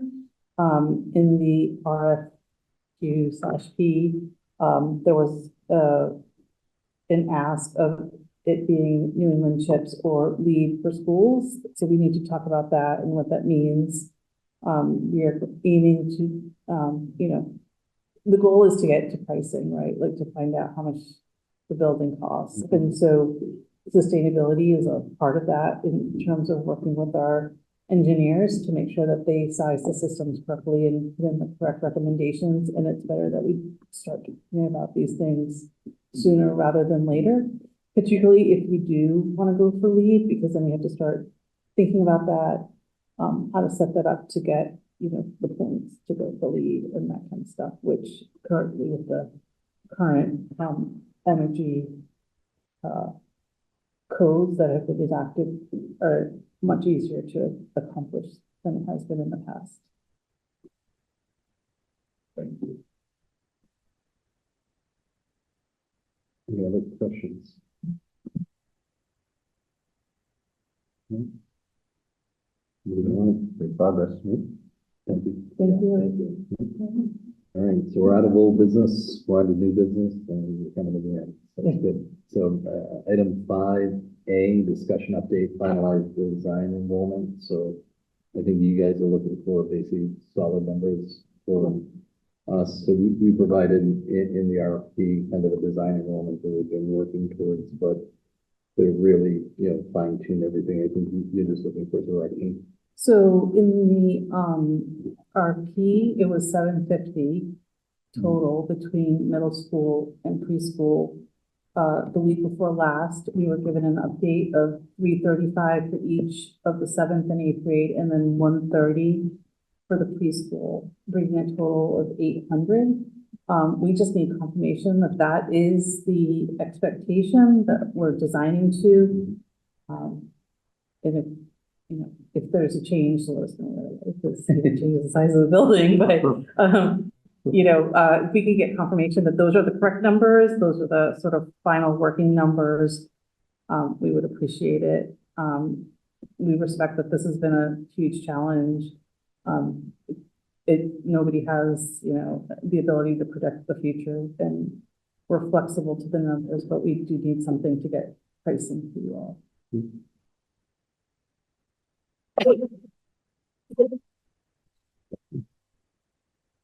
So the numbers you shared with the 45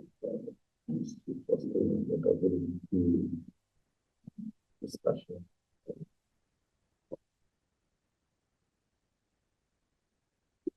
Yeah, the MSBA uses the like an apportioned number to help generate the number of appropriate classrooms. There's like their algorithm dedicates that, whereas the numbers that we're showing and the areas that we're showing is based on the direct feedback of the teachers and the team leadership.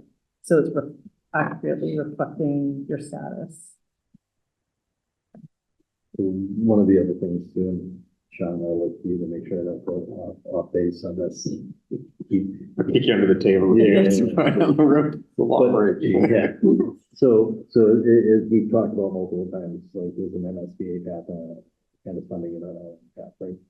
And as we talked about it, we went with MSBA and we were to design a building, we'd be handcuffed by the square footages that they allow, right?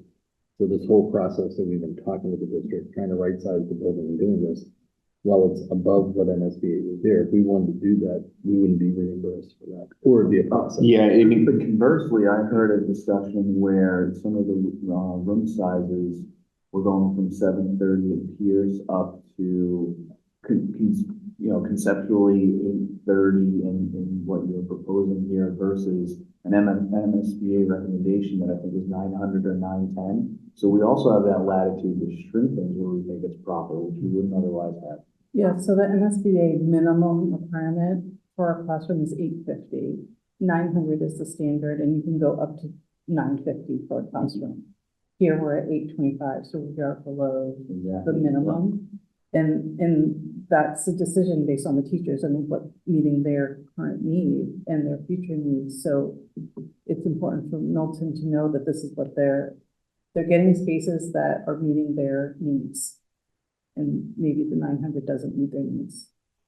I would say in the past, historically, MSBA would be a little bit more rigid to the space summary requirements, but now they are giving districts a little bit more flexibility, but they're not paying for that space. So they'll let you build a gym that's over their size. They will let you build slightly larger classrooms if you can make a case for it, but they do have a maximum set square footage that they're going to reimburse you for.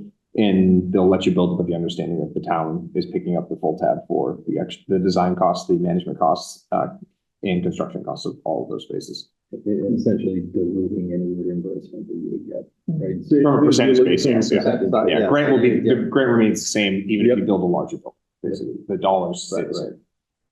What is the cost size is slightly smaller? Andrew brought that up in the slides. You pull square footage out of the typical classroom, and then you can put that into the learning commons.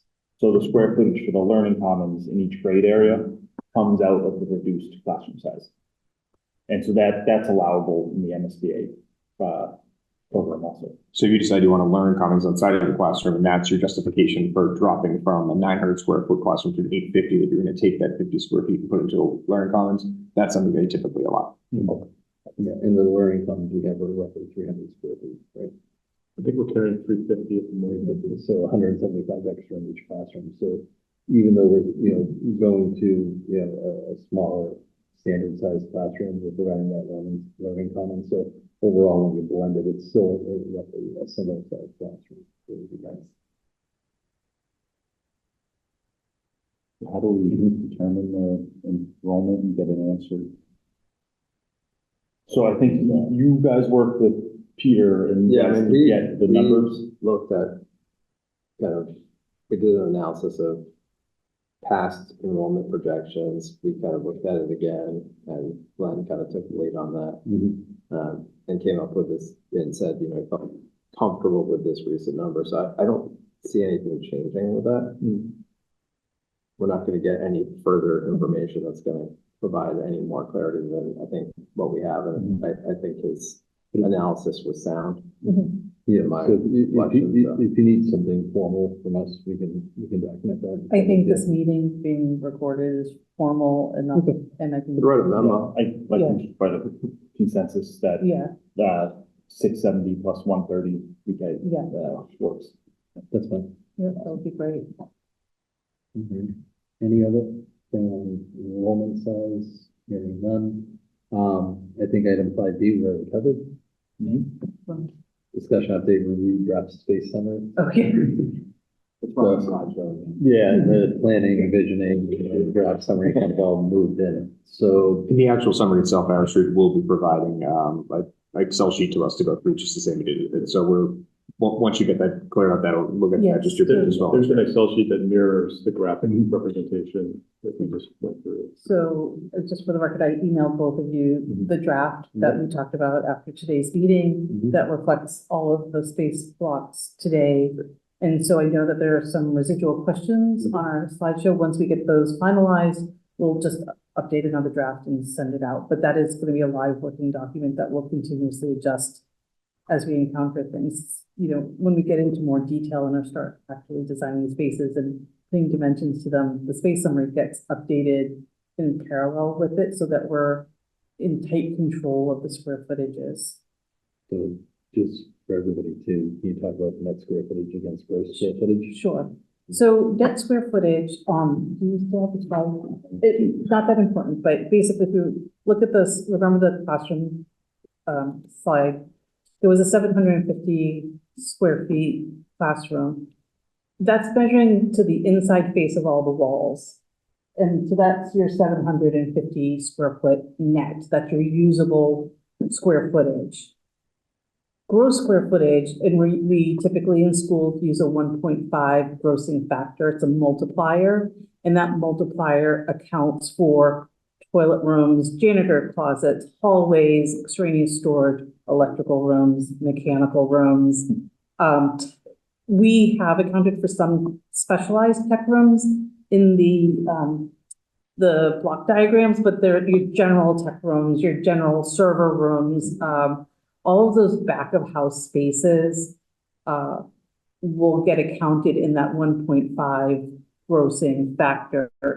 However, I just want to clarify, we did include. So the gym storage room. Yeah, the gym storage room, those are specialized storage rooms that are not necessarily included in the grossing factor. So there's a little bit of push and pull, but you have this 1.5 grossing factor times your net that gets your gross square footage.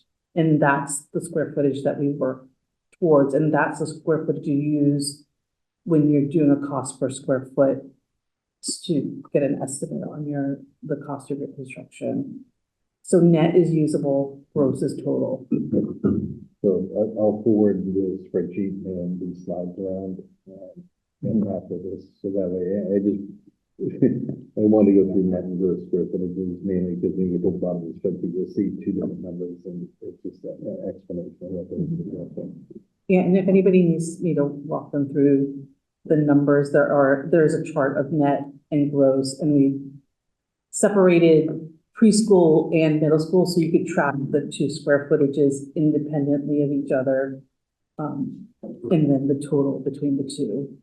And then also just one other comment on the spreadsheet, and I apologize to the people on the virtual who can't see it, but in the spreadsheet, there's also a core area that we didn't include in the block diagram, which is the custodial area, which is roughly 20.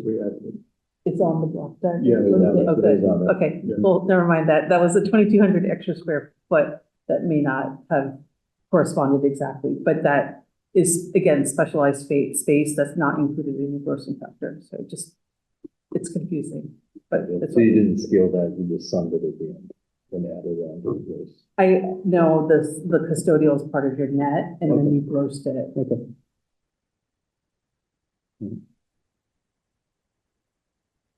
All right, so item 6, next future meetings. So I believe our next meeting is Seamus mentioned 10th, yeah, it should already be on the calendar. next Monday. So, as we talked about, it's just, a lot of stuff going on right now, so we want to have these, check-ins as best we can, so.